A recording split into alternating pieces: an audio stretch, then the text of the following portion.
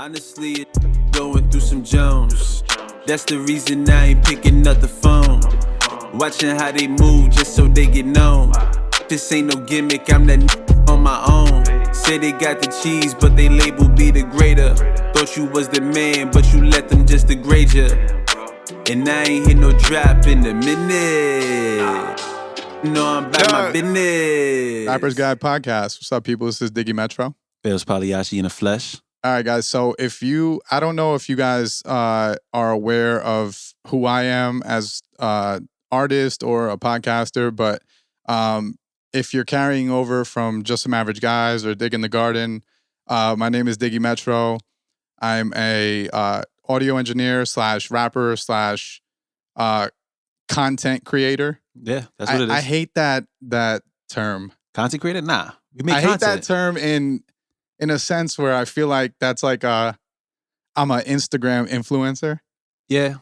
But You at know the what I same mean? time, Like- we all gonna start transitioning into that lane eventually. I where think we're if you're smart influencing. in 2021 and going forward, I think that the creation of content as a whole, Mhm.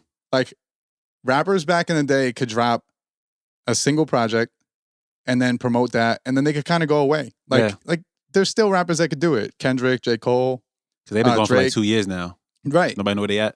But back in the day, that was normal too. You could drop an album and be gone for 2 years. Mhm. Now, though, like if you're a young artist coming up, I think that you have to pay attention to social media and you have to kind of be out there, even if you don't want to. And why I like doing podcasts rather than being the guy who's like constantly posting photo shoots on Instagram and all that, like other fake rapper shit. Yeah. Like a the lot of reason that. why I enjoy podcasts is because as an artist, you have to understand you have to pay attention to giving people your personality. Yep. That's what the biggest part about it. You know, if you're a funny dude, let people know that you're a funny dude. Like 21 Savage will get on the record and talk about shooting people's faces off, and then like he'll be singing R&B Yeah. on Instagram. You know what I mean? And another funny thing is too, I just recently got on Clubhouse. He'd be in there and, just hearing his voice and like him and his friends talking. And it's just like the craziest thing. Like they really are funny people Yeah. when it comes to those Clubhouse groups. And that shit makes you like an artist way more. Way more, yep. You know what I mean? If you saw, like I've seen Jay-Z interviews in the past. I remember he did a Nardwuar interview and he was such a dick that like if Jay-Z wasn't such an influential business character in Mhm. music, I don't know that I'd necessarily rock with him. Yeah. Because from all stories that you've heard in the past of like business dealings with him and people who have come in contact with him, he doesn't sound like the greatest guy. No, he doesn't. Definitely not at all. But he be helping a lot of artists now. But back Right, then. as a businessman. Yeah. Yeah, Jay-Z as a businessman, great. Jay-Z as like a person doesn't sound like the most intriguing person to like befriend. Yeah, definitely not. But also he's a street dude and street dudes are very close-knit with their circle. Yeah, You know what I closed off in mean? the first place. So going further than just saying I'm a content creator, I want to give a little background of why you should like listen to me as a human being and not think that I'm just some like random kid that's trying to tell you what to do. I have over 10 years of experience rapping. I've been rapping. I'm 28 years old. I've been rapping since I was probably 10 or 12. Going further than that, I was supposed to become a gym teacher. And teacher. I chose to tell my parents that like, that's not the move for me. And I made a horrible decision to go to school for music. I say horrible because if you're looking for a job, it's not necessarily the best way to go about things. But as far as me being a musician, it definitely taught me a lot to go into my craft. Mm-hmm. My intention of going to school for music was I'm going to learn how to engineer and be able to do all my own work, right? I never thought of it as something where I'm going to turn into a mixing engineer and start taking on people's sessions. Like it was all selfish at the time. Yeah. It was all more or less like, I don't want to pay money for this. Me. That's how it starts. And so I did 4 years. I have a bachelor's degree in music production. Afterwards, I went to a school called iTech Audio in Clifton, New Jersey, and I got a certificate in mixing and mastering. From that point, I have worked in music retail. So as far as like knowing gear, I'm very aware of that. I worked in music retail for about 4 or 5 years. Outside of that, I started a record label, have managed artists. I also lost the music retail job and started a studio up. So Yes, he now did. I completely engineer artists and Yes, he do. work very close with artists to kind of construct plans on how they're gonna drop music. Try to kind of shift their mindset from the old school mentality of dropping albums and being like a artist of the early 2000s who is still processing like it's then. Because why we're really doing this podcast is more or less to bring you up to date and make you aware of today's climate. Not necessarily make you an artist who functions like you're dropping physical copies and shit like that. Because that's really what it comes down to. At the end of the day, like why the game is shifted is because there isn't anything physical anymore. Yep. So how we process as musicians going forward has to be with the idea that there is not actually anything physical that we could sell people. Everything now is digital and there's nothing to touch. You could sell merch if you get to a certain point where you're capable of that and people are willing to buy it. But like up until that point, you have to move smart in the digital realm. And that's kind of what me and Bailz are both going to teach you guys going forward, or at least like hint at you guys, because I don't ever want to act like I'm holier than thou and I'm the person that you need to listen to. But I think that because we're well researched and we're constantly trying to learn ourselves for our own music, we're not going to give off information that's going to hurt you. Never. It's always going to be something that we believe in our heads is going to help you, even if we might be off on some shit. And I would like to be interactive with our audience. Mm-hmm. If we ever say some shit that, because we're regular dudes. Regular. We're regular dudes and we're open to talking to people. My other podcast, Just Some Average Guys, I have listeners who have been listening for 5 years and they get in touch with me and we'll have full conversations about their life. I know a kid started while he was in high school listening and he's now a teacher. That's what's up. You know, I want that type of interaction with the audience. I want to be that type of podcast where we do have conversations and we like eventually let's get on like a Twitch or something where we can interact with the audience while we're doing an episode. Yep. But yeah, that's I'll stop there. I'll stop there and let's go over to Bailz and tell him a little bit of your background and you know how you got into this. So for me, my name is Bailz Pagliacci. Been doing music for like 15 years now. Been rapping for the longest. Just started really getting a lot of traction on my music because I, like Dig was mentioning, started paying attention to the trends. And if you didn't believe anything that came out of his mouth about trying to help artists be developed, honestly, I started working with Dig and instantly my music started to improve as far as, you know, paying attention to dropping singles, making my face visible, you know, keeping it simple, but at the same time, making sure it's effective to reach my crowd and reach some listeners. I'm about to start calling myself a music marketer because you know what? I'm having some luck doing that, you know? So I'm also going down that realm as well. I've also filmed videos. I shoot my own videos. So I'm real immersive with trying to figure out a way to kind of do everything on your own if you can. Sometimes you may have to pay money, you know, if it's out of your expertise. But for the most part, a lot of things you could get done on the ground level by yourself. You know, that's pretty much it for me. That's not it. I think that what intrigues me by someone like you is that, you know, it's hard.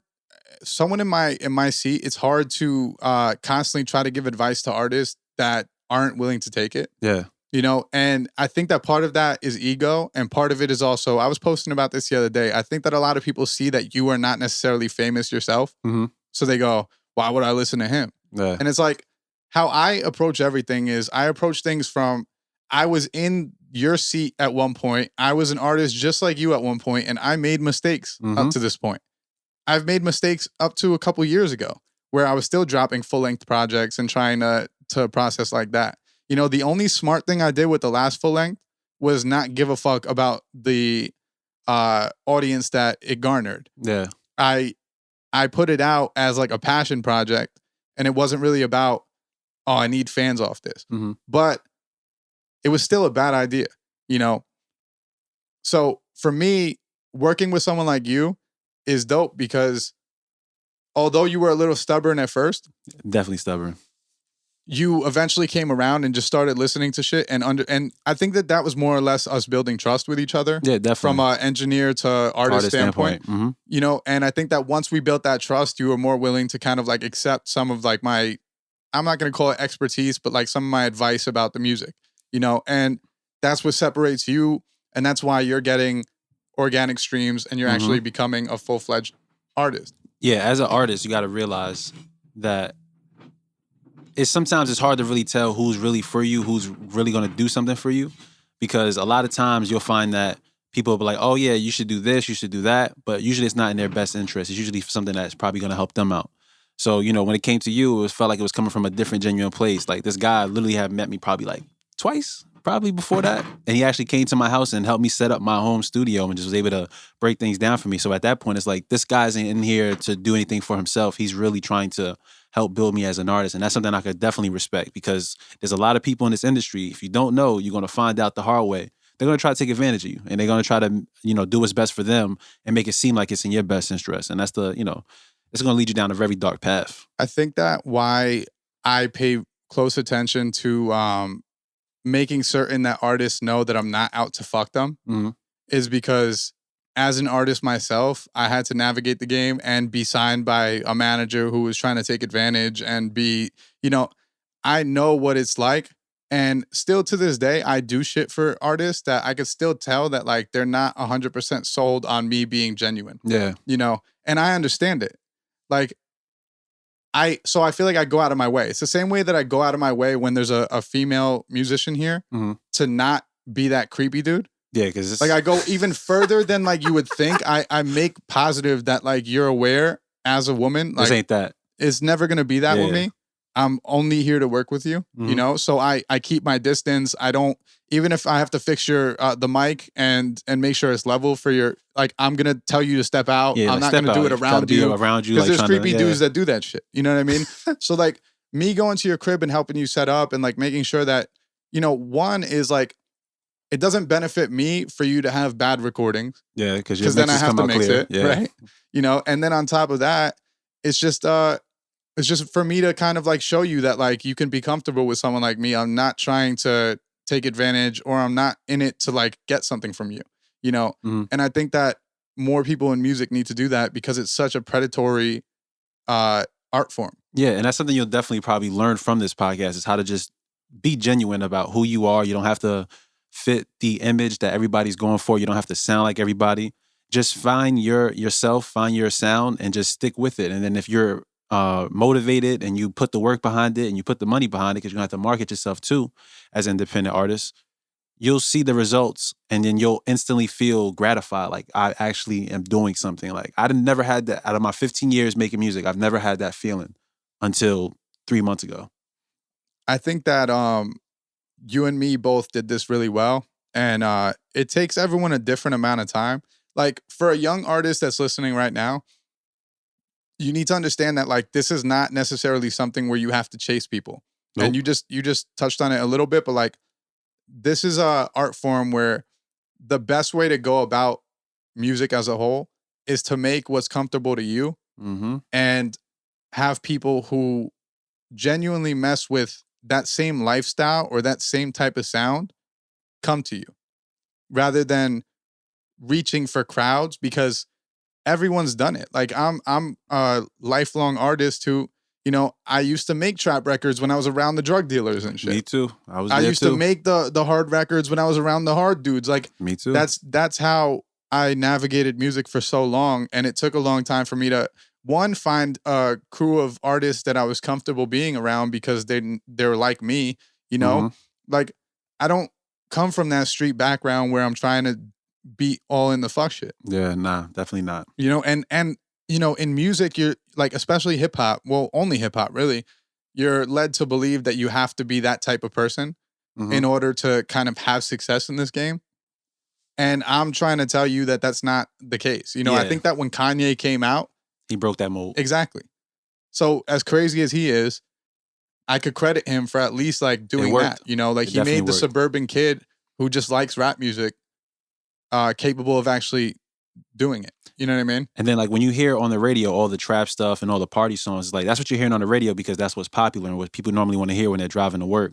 But, you know, even for me, I've just recently found so many different artists just by, you know, wanting to expand my mindset and expand how I listen to music. And now it's like I don't turn the radio on no more. Like, so that's the last thing on my mind. Well, that's the thing. You know, Spotify and all these streaming platforms have made it so you don't necessarily need radio anymore. You're not forced to. Radio is not important anymore because, like, to me, why would I listen to what you're telling me to listen to when I could handpick every record Plug that in I my want to hear? aux, and I'm listening to anything I want. Right. So, like, if you were going for the radio record back in the day because radio was still like a huge thing, I understand you. It made sense. Now, though, 2021.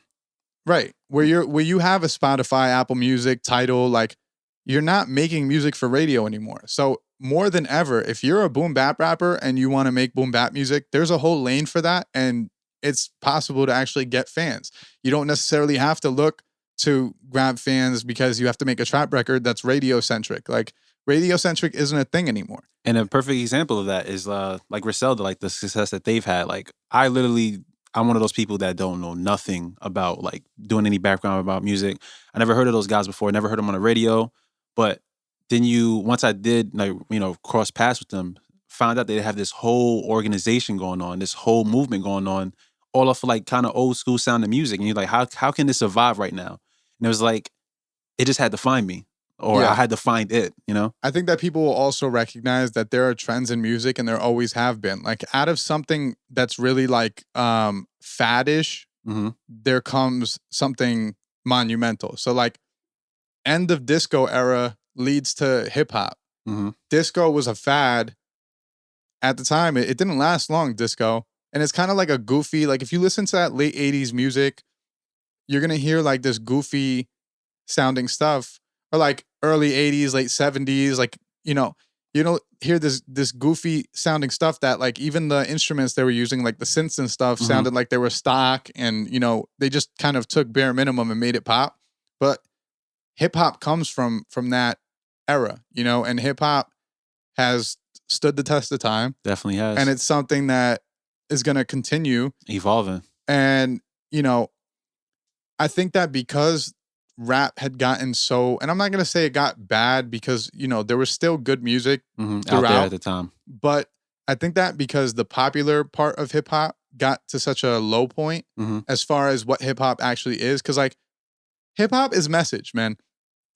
Like I'm not trying to sound like an old school, like I'm KRS-One, Mhm. but like hip hop is all about the message in your music. It always has been. That's where it Like, comes this is a from. window into like the environments that people come from. What I'm seeing every day, what I'm dealing with every day, I'm giving you my diary Right. over a beat.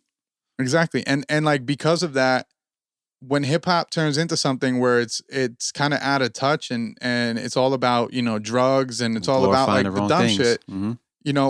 It kind of loses its power.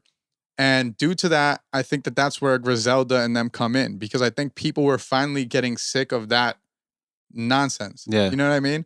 And if you're a fan of that music, that's perfectly fine.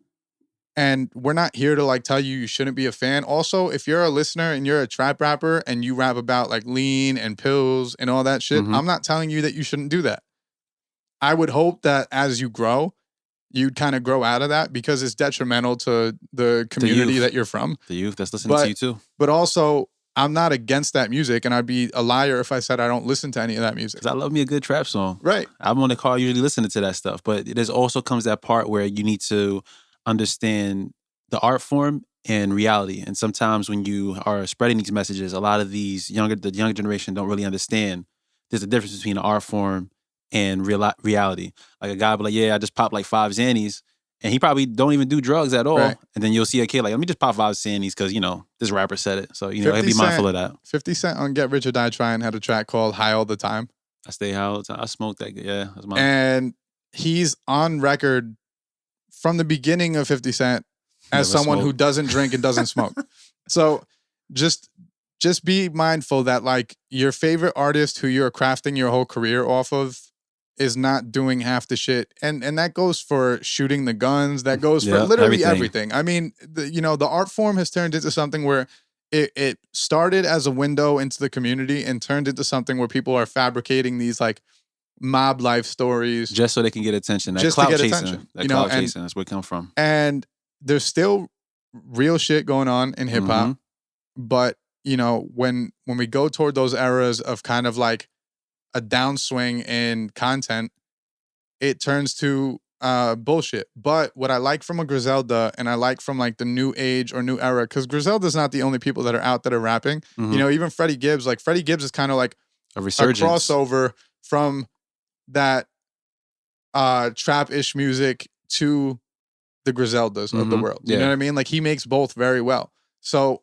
if you're looking at someone like that, like you can be a trap rapper and hop on these beats and still do well. We were talking about it earlier before we turned the mics on, but like one of the barometers that I feel is kind of clears the air of like who can actually be a rapper in this game is if I hear someone rap really well on a boom bap record, I know that if I put them on a trap record, they'd also rap really well. That's where you get your lyrical reps in. You know, like people who rap like Playboi Carti, I'm not necessarily confident that they'll be able to hop on a boom bap record and become, you know, actually translate well. So, yeah, man, I think that going forward, if you guys listen to us, we're gonna give you some tips and tricks to the craft, and I hope that you take these and do your research on them. Yeah, like if you follow some of the things that we're all talking about, once again, we research these things, and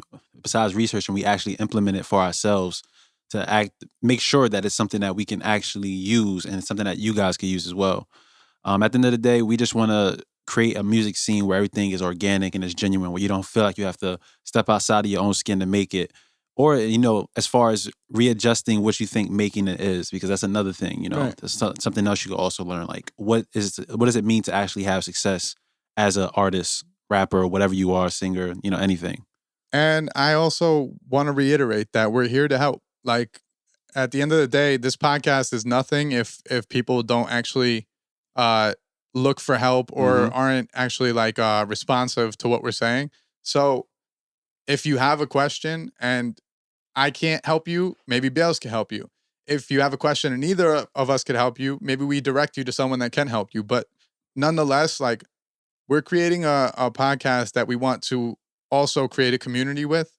And I think that the strength in this is that, like, coming up for me, there was no one that gave me information. To help or assist. You know, and, you know, a lot of people have their OGs in stuff that they do. But, like, for hip hop, I've navigated this world by myself for the entirety of it. Yeah. All I had was YouTube. Right. And for kids like us who came up just figuring it out for ourselves, like, it's understandable why it took so long, you know, because we're trying to learn this from scratch. Where now, if we do a podcast like this and you're a listener or you're a viewer on the YouTube channel or whatever, you'll have access to information that took us 10 years to muster up, or it took us 15 years to muster up. You got to streamline right to the veins. You know, so I hope that you guys are able to take this and actually, like, grow faster, because nothing would be doper than seeing an artist who came from this podcast blow up and be able to be like, yo, like, I just took their advice. I listened to some two random guys. Right. I just randomly clicked on it and I was listening to it, and then boom, next thing you know, I'm Drake. Any last words? Yeah, you know, just make sure you guys stay tuned. We got a lot more for you guys. Like, once again, we're just trying to help you guys. At the end of the day, we're not those guys that want to be selfish, try to keep everything for ourselves. We're really trying to actually help. You know, like I said, Dig came out of nowhere and was able to help me. And I took on that same sentiment, and I wanted to help a lot of artists as well. And if you're a listener who does get the help from us and decides to implement it and it works, hopefully you could go on and dish off that same help to other people, because that's really what the shit's about. You know, this is not the selfish game where it's like every man for themselves and, you know, people are pulling each other down to get to the top. Like, no more crabs in a barrel. It shouldn't work like that. And how this game should really process is it should be people that are trying to help the next person grow, whether that means it's your boy from you know, childhood, or just another rapper locally that you know of that's also dope. Like, there's enough room for everyone. I'll say one last thing. Like, a couple years back, I was driving past we're from Jersey, so I was driving past MetLife Stadium, Mhm. and I see like this sold out show for a group called BTS, That's the Asian the pop? K-pop. Yeah, Yeah. K-pop. Yeah. Okay, I have never heard of them prior to that. Right Mhm. now, I know who they are, but like seeing that a group that I've never heard of in my life sells out a MetLife. stadium. Yeah, that's crazy. To me, that shows that like whether or not you think so, there's enough room for everyone. It definitely You know, is. you could be a huge success, and success is dictated by whatever you think it is in this game by just being yourself. And there's a lane for that. And it doesn't necessarily mean that you have to be Drake. Like for me, success in this game is completely being able to pay all my bills Mm-hmm. and bills live a paid. comfortable life with music. That's what it is to me. I don't need the wraith, and I don't need to Nope. live in a mansion. Those are nice luxuries, but if I could pay my bills off and just be listening to music all day, I made it. that's success to me. So And there's also like, I know a lot of people out there probably thinking, no, everybody can't eat. The funny part is, as many artists as there are out there, you got to realize this: not everybody's going to put that work in, no matter what is given to them, no matter if the information is there. It's all about applying it. So everybody really can eat, but not everybody's going to choose to sit at the table. So you got to think about that too. that's a good line to end off on. Bars. Guys, this is the Rapper's Guide podcast. We are signing out. This is Diggy Metro. Bailz Pagliacci, we out of here. Peace out, guys.